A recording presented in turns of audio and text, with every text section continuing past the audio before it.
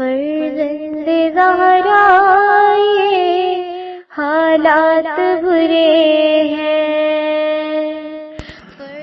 کاشانۂ بصیرت ایک ایسا مکمل یوٹیوب چینل جس پر محروم بصارت کے لیے بالخصوص اور تمام افراد کے لیے بالعموم سینکڑوں کی تعداد میں اسلامی کتب دستیاب ہیں۔ لہذا گزارش ہے کہ آپ اپنی ذمہ داری نبھاتے ہوئے کاشانۂ بصیرت کو سبسکرائب کرنے کے ساتھ ساتھ بیل آئیکن کو پریس کیجیے تاکہ آپ علم کے حصول کے ساتھ ساتھ مذہب اہل بیت کی اشاعت میں بھی اہم کردار ادا کرتے رہیں۔ کاشانۂ بصیرت، کاشانۂ بصیرت، کاشانۂ بصیرت۔ فرزند زہرا یہ حالات برے ہیں۔ بسم اللہ الرحمن الرحیم۔ السلام علیکم۔ یہ کاشانۂ بصیرت یوٹیوب چینل ہے۔ آج ہم آپ کے لیے کتاب اسلام اور سیاست ریکارڈ کر رہے ہیں جس کے مصنف آیت اللہ مصباح یزدی ہیں۔ تو آئیے سنتے ہیں اس کتاب کا پارٹ نمبر 5 پیج نمبر 47 سے۔ نہ یہ کہ کسی مستشرق یعنی مشرقی زبان دان اور ماہر علوم، مؤلف اور سیاست مدار کی غرض کے تحت اسلام کی تعریف شدہ تعریف کو اپنائیں یا کسی یورپی دائرۃ المعارف یعنی معلومات عامہ کتاب کے مطابق اسلام کی تعریف کریں۔ ایسے اسلام سے ہمیں کوئی فائدہ نہیں ہوگا۔ اسلام حقیقی کی طرف رجوع کرنے کے بعد ہمیں معلوم ہوتا ہے کہ نہ صرف یہ کہ دین کی فرما روائی کا دائرہ انسان کی عقل و فہم پر ختم نہیں ہوتا، بلکہ عقل اسلامی شناخت کے طریقوں میں سے ایک ہے، اور اگر کوئی عربی زبان سے تھوڑی بھی واقفیت رکھتا ہو اور قرآن کی تفسیر سے چاہے اجمالی اور مختصر تفسیر سے آشنا ہو، جس وقت قرآن کی طرف رجوع کرتا ہے تو اس پر یہ بات واضح ہو جاتی ہے کہ قرآن نے اجتماعی مسائل کو نہیں چھوڑا اور ان کو بیان کیا ہے۔ بس کس طرح یہ کہا جا سکتا ہے کہ دین سیاست سے جدا ہے؟ اگر دین کے معنی قرآن کے مطابق کیے جائیں تو دین میں اجتماعی اور سیاسی مسائل شامل ہیں، اور اس میں عبادت و ذاتی اخلاقیات کے علاوہ قوانین مدنی، قوانین جزائی یعنی جرائم اور عالمی قوانین موجود ہیں، اور گھریلو زندگی، شادی بیاہ، تربیت اولاد، کاروبار اور تجارت وغیرہ جیسے مسائل کو بیان کیا ہے۔ پس کون سی چیز ایسی ہے جو دین سے خارج ہے؟ معاملات، تجارت اور رہن یعنی گروی رکھنا کے بارے میں قرآن مجید میں بڑی بڑی آیات موجود ہیں۔ اگر اسلام کو قرآن کے ذریعے پہچانے تو پھر کس طرح کوئی کہہ سکتا ہے کہ اسلام کا اجتماعی سے کیا ربط؟ اگر نکاح و طلاق دین کا جز نہ ہو، اگر تجارت، رہن، خرید و فروخت اور سود دین سے مربوط نہ ہوں، اسی طرح ولایت کا مسئلہ اور ولی امر کی اطاعت دین کا جز نہ ہوں، تو پھر دین میں کیا باقی بچتا ہے؟ اور آپ کس دین کی بات کرتے ہیں؟ قرآن کریم نے مسلسل ان چیزوں کے بارے میں گفتگو کی ہے۔ اگر کوئی یہ کہے کہ جس دین میں اجتماعی و سیاسی مسائل کو شامل کیا جائے ہم اس دین کو نہیں مانتے، ٹھیک ہے، نہ مانیے۔ اسلام کو نہ ماننے والوں کی تعداد کوئی کم نہیں ہے۔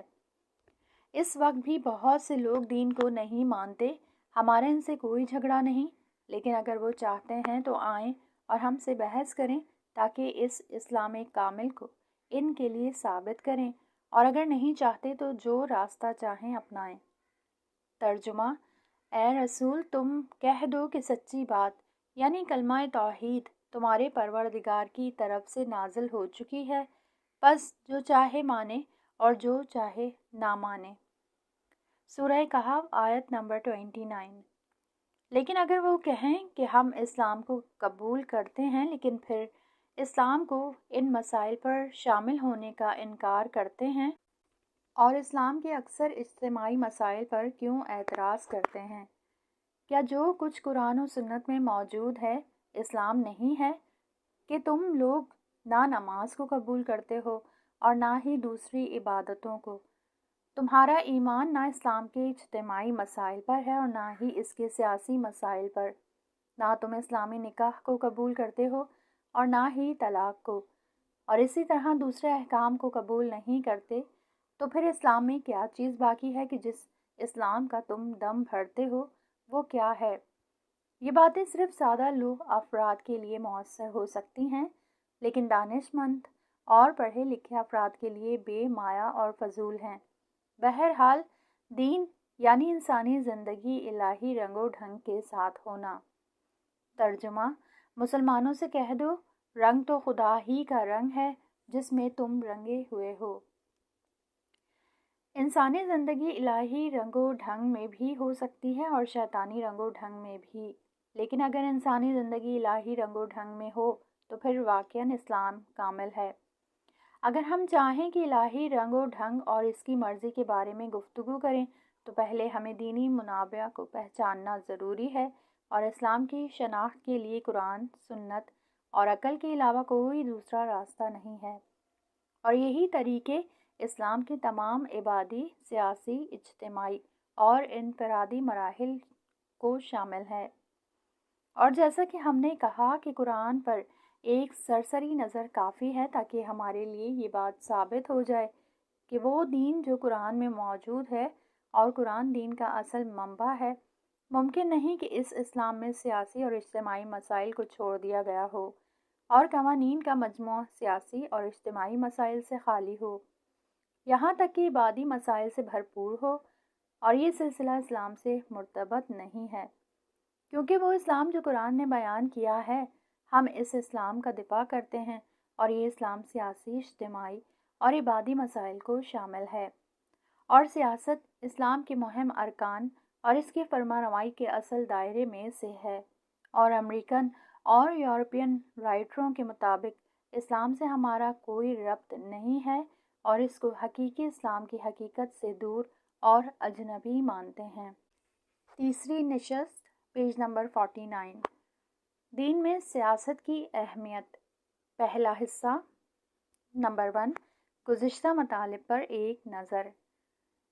اسلام کے سیاسی نظریے کی توضیح کے ضمن میں اسلامی منابع اور ماخذ یعنی قرآن، سنت اور عقل کے تحت ہم نے بیان کیا کہ اسلام نے انسانی زندگی کے اجتماعی اور انفرادی مختلف مسائل میں نظریات بیان کیے ہیں، جس کا مطلب یہ ہے کہ اسلام دنیاوی زندگی میں دخالت رکھتا ہے، اور ہم نے پہلے بھی عرض کیا کہ مختلف نظریات رکھنے والوں سے بحث کا طور و طریقہ بھی مختلف ہونا چاہیے۔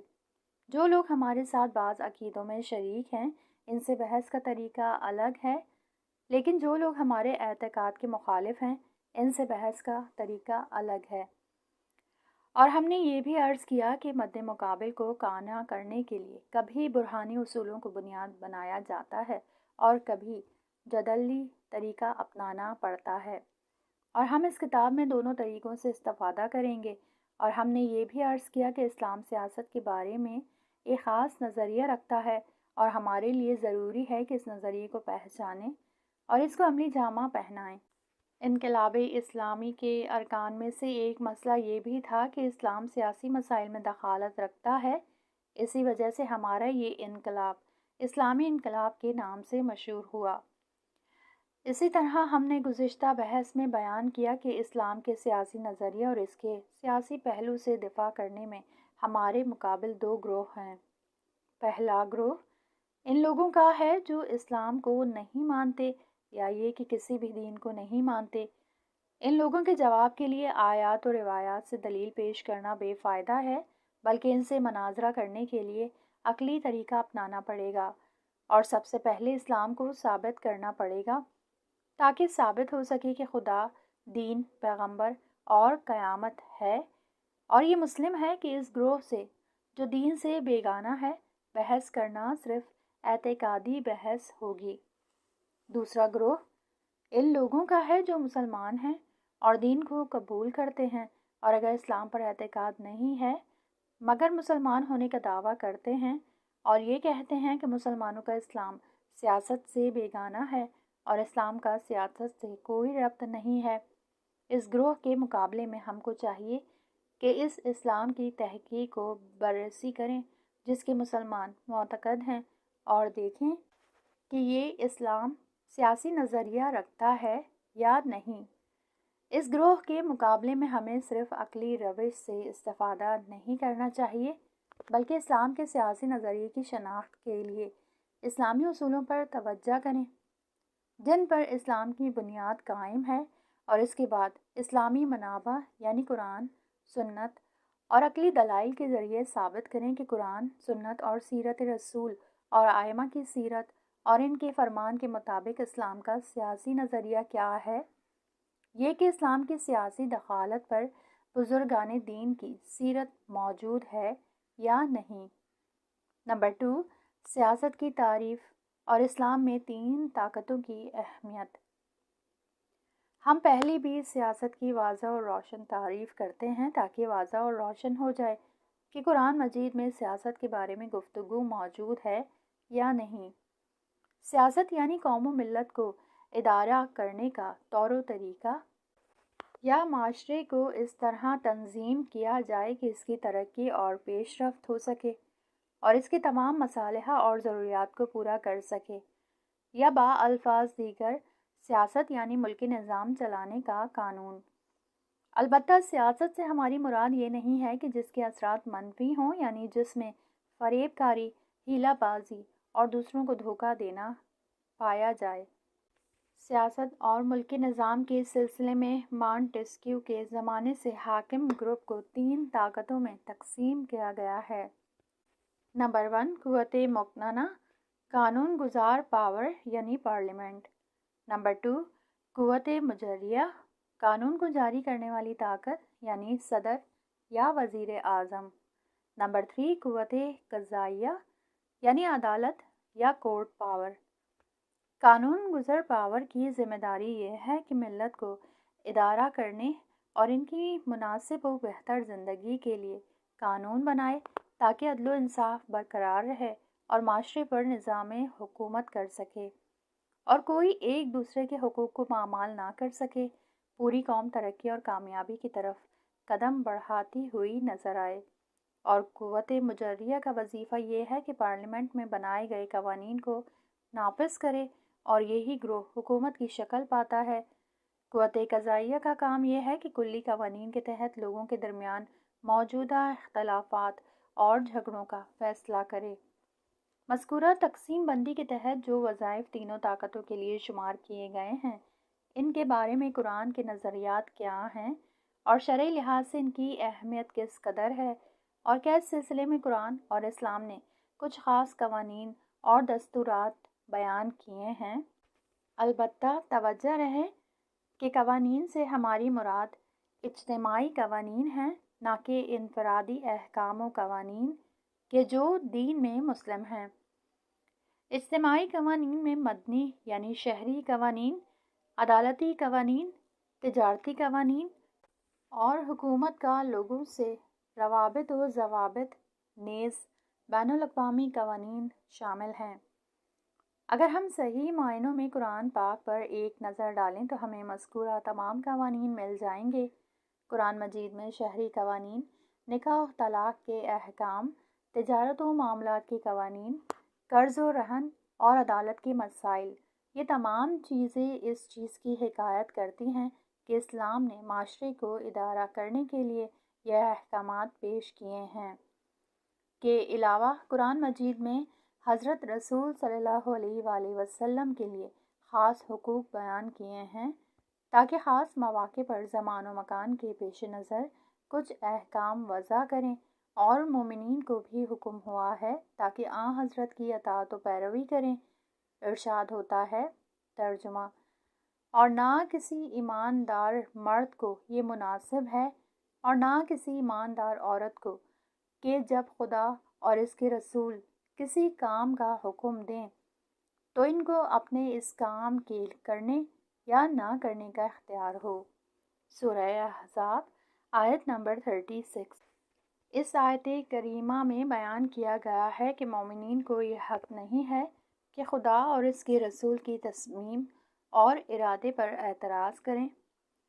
بس معلوم یہ ہوا کہ خدا کے مسلم قوانین کے علاوہ اسلامی حکومت میں زندگی بسر کرنے والوں کے لیے پیغمبر اسلام صلی اللہ علیہ وآلہ وسلم کے بنائے ہوئے قوانین بھی لازم الاجرا ہیں، یعنی رسول اکرم صلی اللہ علیہ وآلہ وسلم کے بنائے ہوئے قوانین پر عمل کرنا ضروری ہے، اور کسی کو بھی یہ حق نہیں کہ حضرت صلی اللہ علیہ وآلہ وسلم کی نافرمانی کرے، کیونکہ جو شخص حضرت کے قوانین کی مخالفت کرے وہ دو حالتوں سے خالی نہیں ہے۔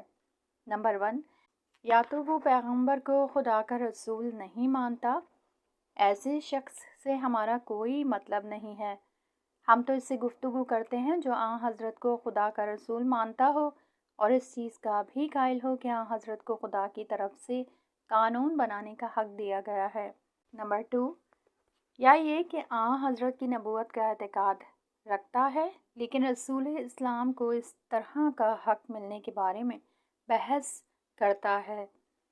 ایسے شخص کے لیے ہم قرآن مجید سے دلائل پیش کرتے ہیں کہ جس طرح اسلامی حکومت میں رہنے والے ہر مومن اور رسول اکرم صلی اللہ علیہ وآلہ وسلم کی نبوت کا معتقد انسان خدا کے احکامات کو تو لازم الاطاعت جانتا ہے، بالکل اسی طرح سے رسول اسلام کے بنائے ہوئے قوانین کو بھی لازم الاطاعت ماننا ضروری ہے، اور تمام مومنین پر حضرت کی اطاعت و ولایت ثابت شدہ ہے، جیسا کہ قرآن مجید میں ارشاد ہوتا ہے۔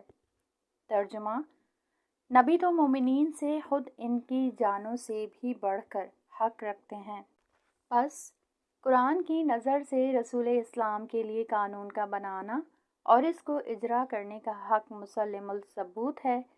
لیکن یہاں پر یہ سوال ہوتا ہے کہ کیا یہی مرتبہ رسول اسلام کے بعد کسی دوسرے کے لیے بھی ثابت ہے یا نہیں؟ البتہ اس بحث کو کسی دوسری جگہ پر کیا جائے گا۔ اس وقت ہماری بحث اسلام کے بارے میں ہے کہ اسلام سیاسی نظریہ رکھتا ہے یا نہیں۔ نمبر 3، عدالتی احکام قرآن کی نگاہ میں۔ قضاوت اور عدالتی احکام یعنی خدا کے کلی احکام کو اختلافی اور جھگڑے وغیرہ جیسے مسائل پر منطبق کرنا۔ اس سلسلے میں خداوند عالم ارشاد فرماتا ہے۔ ترجمہ: بس اے رسول، تمہارے پروردگار کی قسم یہ لوگ سچے مومن نہ ہوں گے تا وقت یہ کہ اپنے باہمی جھگڑوں میں تم کو اپنا حاکم نہ بنائیں، پھر یہی نہیں بلکہ جو کچھ تم فیصلہ کرو اس سے کسی طرح دل تنگ بھی نہ ہوں بلکہ خوش خوش ان کو مان لیں۔ سورہ نساء آیت نمبر 65۔ آیت مذکورہ میں نہ صرف یہ کہ حضرت رسول اکرم صلی اللہ علیہ وآلہ وسلم کے لیے قضاوت ثابت ہے، بلکہ حضرت صلی اللہ علیہ وآلہ وسلم کی قضاوت و داوری کو قبول کرنا شرط ایمان ہے۔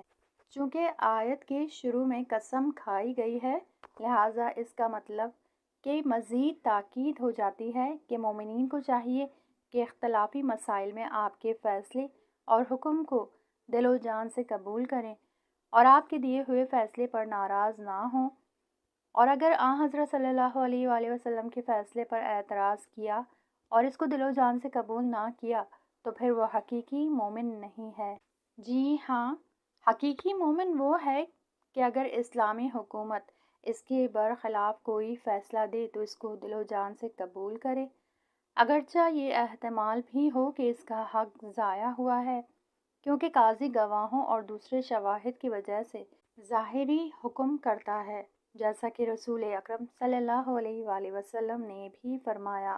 ترجمہ: میں تمہارے درمیان قسم اور دوسرے شواہد کی بنا پر فیصلہ کرتا ہوں۔ وسائل شیعہ جیم 27 ص 232 اصول کافی جلد 7 باب ان القضاء بالبینات الایمان حدیث نمبر 1۔ ممکن ہے کوئی گواہ ظاہراً عادل اور معتبر ہو اور ان کی گواہی قبول ہو، اگر اس کی گواہی جھوٹ پر مشتمل ہو یا گواہ سے کوئی بھول چوک یا غلطی واقع ہوئی ہو، لیکن اگر یہ طے قرار پائے کہ قاضی کے فیصلے کو قبول نہ کیا جائے، اگرچہ خلاف توقع بھی ہو، تو پھر بہت سی مشکلات پیدا ہو جائیں گی اور اسلامی حکومت نہیں چل پائے گی۔ قرآن سے جو نتائج نکلتے ہیں اور قرآن مجید کا جزئی امور جس سے دیت، قصاص اور تعزیرات یعنی سزا دینا وغیرہ کا بیان اس بات پر گواہ ہے کہ اسلام سیاست و حکومت میں سب سے بڑی دخالت رکھتا ہے، اور حد تو یہ ہے کہ اسلام نے مجرم اور مفسد کے لیے حد یعنی اسلامی سزا معین کی ہے، اور قاضی کو اس حد تک اجازت دی ہے کہ مفسد اور مجرم پر حد جاری کرے، اگرچہ کوئی مخصوص شکایت کرنے والا نہ ہو، چونکہ ایسی صورت میں گویا حقوق الہی کو پامال کیا گیا ہے، لہٰذا اس کو سزا دی گئی ہے۔ بعض مقامات پر تو اسلام نے بہت سنگین اور سخت سزا معین کی ہیں کہ جس کی بنا پر بعض لوگوں کے لیے ان کا قبول کرنا مشکل ہو جاتا ہے۔ مثلاً قرآن مجید میں حکم ہوا ہے کہ اگر اسلامی معاشرے میں کسی نے زنا کیا اور قاضی کے نزدیک 4 عادل گواہوں نے گواہی دی اور وہ جرم قاضی کے نزدیک ثابت ہو چکا ہے تو زانی اور زانیہ میں سے ہر ایک کو 100 تعزیرانے لگائے جائیں، اور قرآن نے اس سلسلے میں خصوصی طور پر تاکید کی ہے تاکہ قاضی عواطف و محبت سے متاثر نہ ہو اور ان کے ساتھ مہربانی و محبت سے پیش نہ آئے۔ ارشاد ہوتا ہے، ترجمہ: زنا کرنے والی عورت اور زنا کرنے والے مرد، ان دونوں میں سے ہر ایک کو 100 کوڑے مارو، اور اگر تم خدا اور روز آخرت پر ایمان رکھتے ہو تو حکم خدا کے نافذ کرنے میں تم کو ان کے بارے میں کسی طرح کا رحم کا لحاظ نہ ہونے پائے۔ اس میں کوئی شک نہیں کہ اگر کسی پر ایسی حد جاری ہو گئی تو اس کی عزت و آبرو ختم ہو جاتی ہے، لیکن معاشرہ اور سماج ان تمام برائیوں سے پاک ہو جاتا ہے۔ چوری کے بارے میں بھی ارشاد ہوتا ہے، ترجمہ: چور خواہ مرد ہو یا عورت، تم ان کے کرتوت کی سزا میں ان کا داہنا ہاتھ کاٹ ڈالو، یہ ان کی سزا خدا کی طرف سے ہے، اور خدا تو بڑا زبردست حکمت والا ہے۔ سورہ مائدہ آیت نمبر 38۔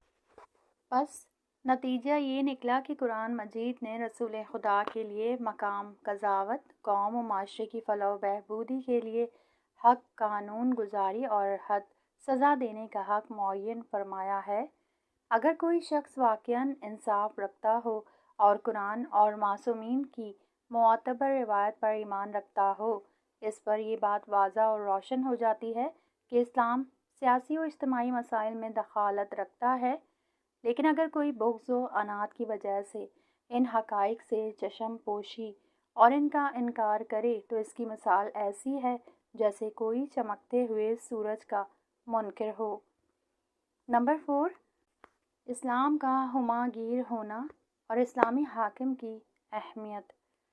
قرآن مجید نے وسیع سیاسی مسائل، حکومتی قوانین، قانون گزاری اور اس کو خاص موارد پر منطبق کرنا اور قوانین کے اجرا کرنے کے علاوہ فرعی اور جزئی قوانین کے بارے میں بھی وضاحت کی ہے۔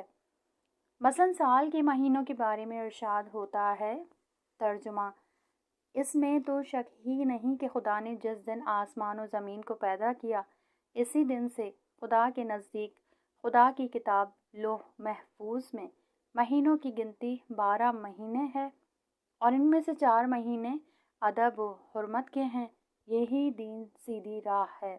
سورہ توبہ آیت نمبر 36۔ مذکورہ آیت میں سال کے 12 مہینوں کی تقسیم تکوینی لحاظ سے اور خلقت کے نظام پر منطبق ہیں، اور اس طرح کے مطالب دین میں ذکر ہونا دین کے صحیح اور مستحکم ہونے کی نشانی ہے۔ اسی طرح قرآن مجید میں چاند کو دیکھنے کے بارے میں ارشاد ہوتا ہے، ترجمہ: اے رسول، تم سے لوگ چاند کے بارے میں پوچھتے ہیں کہ کیوں گھٹتا بڑھتا ہے، تم کہہ دو کہ اس سے لوگوں کے دینوی امور اور حج کے اوقات معلوم ہوتے ہیں۔ سورہ بقرہ آیت نمبر 189۔ اس وجہ سے اجتماعی اور عبادی احکام تکوینی نظام پر منطبق ہوتے ہیں۔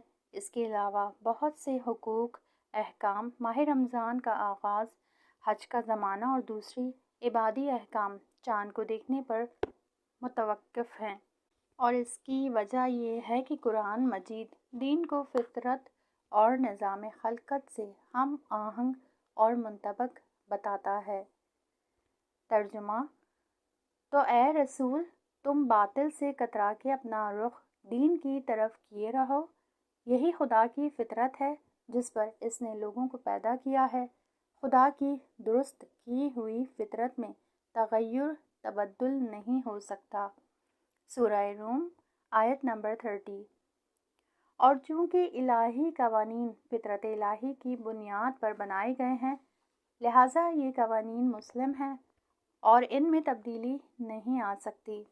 البتہ یہاں توجہ رکھنی چاہیے کہ اسلام کے بعض احکام و قوانین ایسے ہیں جو کسی خاص زمان و مکان کے لحاظ سے تبدیل ہو سکتے ہیں، لیکن ان مسائل کو طے کرنا یا ان کو معین کرنا حاکم شرع کی ذمہ داری ہے۔ وہ حاکم شرع کی کہ جس کی مشروعیت اور طاقت خدا کی طرف سے ہے۔ قرآن مجید نے اس باعظمت منصب کو رسول اکرم صلی اللہ علیہ وآلہ وسلم کے لیے مقرر فرمایا ہے، اور شیعہ عقائد کے لحاظ سے ائمہ معصومین علیہ السلام کے لیے بھی یہ منصب ہے، جیسا کہ قرآن مجید میں ارشاد ہوتا ہے۔ اور ان کے بعد یہ مقام ولی فقیہ کے لیے معین ہوا ہے۔ ولی فقیہ کے بارے میں دوسرے مواقع پر تفصیل سے بحث کریں گے انشاءاللہ۔ لہٰذا یہ اعتراض کہ دین کا اجتماعی مسائل سے کوئی مطلب نہیں اور یہ کہ دین صرف آخرت سے مربوط ہے، یقیناً انسان کے خدا سے رابطے کا نام ہے، اور یہ اعتراض بالکل ختم ہو جاتا ہے، اور نہ یہ اعتراض دین سے مربوط ہے۔ البتہ اس دنیا میں کوئی بھی ایسا دین ہو سکتا ہے کہ جس پر مذکورہ اعتراض وارد ہو سکتا ہو، لیکن ہماری بحث اس دین سے نہیں ہے۔